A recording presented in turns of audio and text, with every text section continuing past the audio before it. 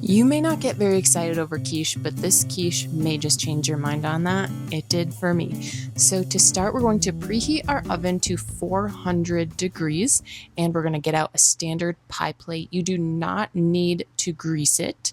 And we're going to take a store-bought, ready-to-bake pie crust and put that into your pie plate. The top and the edge of it don't have to be fancy or perfect. We're going to end up trimming it anyway. In a medium bowl, we're going to mix together 1/2 cup of mayo and 2 tablespoons of flour. Then we're going to add 2 large eggs and mix those to combine. Then we're going to add a 1/2 cup of milk, mix that in. Then we're going to add a 1/3 cup quartered cherry tomatoes and a 1/3 cup of chopped green onion, a 1/2 cup of white cheddar cheese, 3 cloves of garlic minced, 2 tablespoons of chopped sun-dried tomatoes, 1 tablespoon of minced fresh basil, and then a 1/2 teaspoon of salt. I'm using coarse kosher salt. If you're using regular table salt or a fine salt, I would use a 1/4 teaspoon. And 1 full teaspoon of black pepper. That may sound like a lot, but it's really not. This is not a spicy, peppery quiche.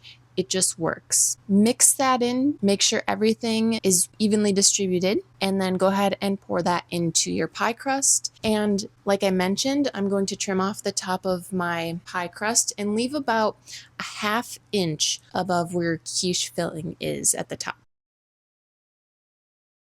Then we're going to pop this in the oven for 10 minutes, and after 10 minutes, lower the oven temperature to 350 degrees, and it's going to keep baking for another 25 to 35 minutes. Check the center with a toothpick or a knife to make sure that your quiche is cooked through. And if you're not sure if it's cooked through, this is a really moist quiche, so a few extra minutes, a little bit of over baking, it's still going to turn out well. Once your quiche is ready, you can pull it out of the oven, and then we need to rest it for at least 10 minutes before cutting and serving. This quiche, I eat all the time either cold out of the fridge or around room temperature. I really would recommend making it the night before. Letting it sit overnight just lets the flavors blossom, especially the garlic. And this is such an easy thing to make ahead of time for a holiday morning breakfast. I love to take it to work for a savory snack or a couple slices to have for lunch. I will leave all of the ingredients and the instructions linked down below in the description for you guys. I borrowed this recipe from a friend. She gave me permission to share it with you guys, and I'm so grateful that she let me share it with you because I really do love this recipe. It is so delicious.